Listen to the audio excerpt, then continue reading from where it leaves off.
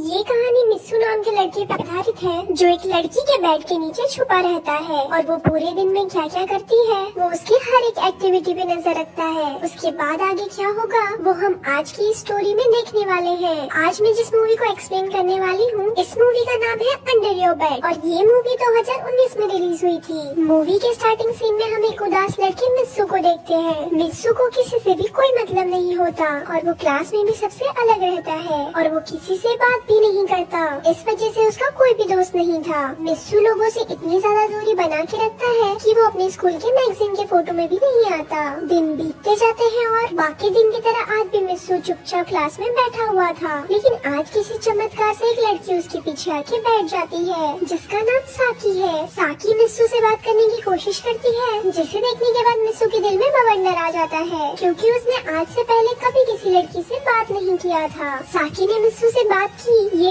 देख के मिस्सू को बहुत ज्यादा अच्छा लगता है और मिस्सू इस मौके का फायदा उठा के साकी को उसके साथ कॉफी पे चलने को बोलता है जिसमें साकी उसका उदास चेहरा देखते हुए उसे हाँ कर देती है और दोनों साथ में कॉफी पीने के लिए जाते हैं जहाँ कभी ना बोलने वाला मिस्सू पटल पटल बोलने लगता है। दोनों एक दूसरे से काफी बातें करते हैं और बहुत जल्दी ये दोनों बहुत अच्छे दोस्त बन जाते हैं। जिसके बाद मिस्सू साकी से बोलता है कि मुझे मछलियाँ बहुत ज्यादा पसंद है और मैं एक एक्वेरियम में जॉब करता हूँ और अगर तुम चाहो तो मैं तुम्हारे घर में भी एक्वेरियम लगा सकता हूँ। दरअसल मिस्सू साकी से प्यार करने लगा था क्योंकि उसने लाइफ में पहली बार किसी लड़की से इतना ज्यादा बात किया था। लेकिन मिस्सू इस बात से बिल्कुल अनजान था कि वो दोनों इस दिन को कभी नहीं भूल पाएंगे क्योंकि इस दिन के बाद से साकी कहीं गायब हो जाती है। अब पूरे 11 साल बीत चुके थे लेकिन मिस्सी अभी भी ये आस लगा के बैठा था कि साकी उससे मिलने के लिए जरूर आएगी और वो साकी को ढूंढने के लिए नई नई तरकीबें ढूंढने लगता है। काफी कोशिश करने के बाद आखिर उसे साकी के घर का पता चल ही जाता है और वो बिना देर किए साकी के घर के पास जाता है। पूरा 11 साल बीतने के बाद सब कुछ बदल चुका था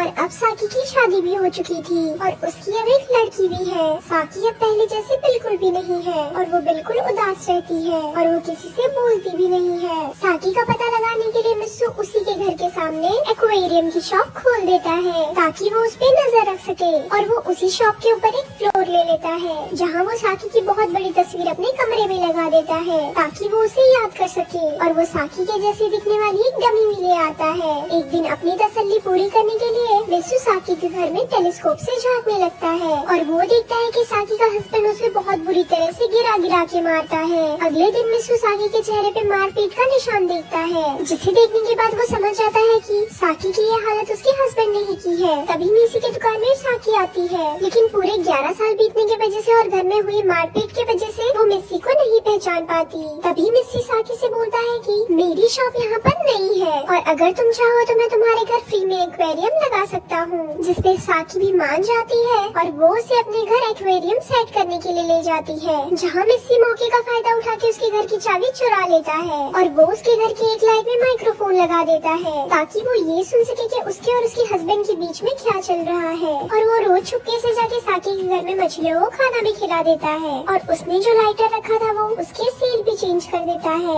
वो साकी के साथ ऐसा बिहेवियर होते हुए देख के बिल्कुल भी खुश नहीं था। तब वो डिसाइड करता है कि आज वो साकी के घर जाएगा और जब उसके घर में कोई नहीं होता तो वो बेड के नीचे जाकर छुप जाता है। शाम को घर पे आने के बाद साकी का हस्बैंड उसके साथ बहुत गंदी तरह से खपाखप करता है और उसका खपाखप करने के बाद नीचे मिस्सी भी सुन रहा था। तभी वहाँ साकी के हस्बैंड को एक नोट मिलता है। दरअसल साकी को रोज इतना परेशान देख के मिस्सी उसके घर के बाहर एक गुलदस्ता रख देता था जिसमें एक नोट भी होता था जिसे हमेशा साकी निकाल लेती थी लेकिन आज वो नोट निकालना भूल गई थी। इसके वजह से उसके हस्बैंड को वो नोट मिल जाता है और नोट पढ़ते के साथ ही वो साकी को फिर से गिरा गिरा के मारने लगता है और वो साकी से ये भी पूछता है कि वो बंदा कौन है जिसके साथ तेरा चक्कर चल रहा है। जब साकी उसकी बातों पे कोई जवाब नहीं देती तो वो उसका सर बाथ टब में डुबोने लगता है और उसे जान से मारने की कोशिश करता है जिसे देखने के बाद अंदर ही अंदर मिस्सू बहुत रोता है क्योंकि उसे लगता है कि उसकी छोटी सी नोट के चक्कर में उसे इतना सब कुछ सहना पड़ रहा है। उसके बाद साकी का हस्बैंड उसको मरने के लिए छोड़ के खुद जाके बेड पे सो जाता है जिसके बाद मिस्सी बाथरूम में जाके साकी को वहाँ से बाहर निकालता है। वो उसे फर्श पर ब्लैंकेट लपेट के सुला देता है लेकिन ज्यादा फिजिकल अटैक होने की वजह से साकी अब बेहोश हो चुकी थी। सुबह जब साकी की आँख खुलती है तो वो रियलाइज करती है कि कोई तो ऐसा है जो उसकी केयर करता है लेकिन वो उसके सामने नहीं आता। तभी साकी खुद से कहती है कि तुम जो कोई भी हो मुझे इस नर्क से बाहर निकालो और घर में माइक्रोफोन होने की वजह से मिस्सी ये सब सुन लेता है। इसके बाद मिस्सी ठान लेता है कि अगर इसके हस्बैंड ने फिर से इसे मारा तो वो उसका मर्डर कर देगा।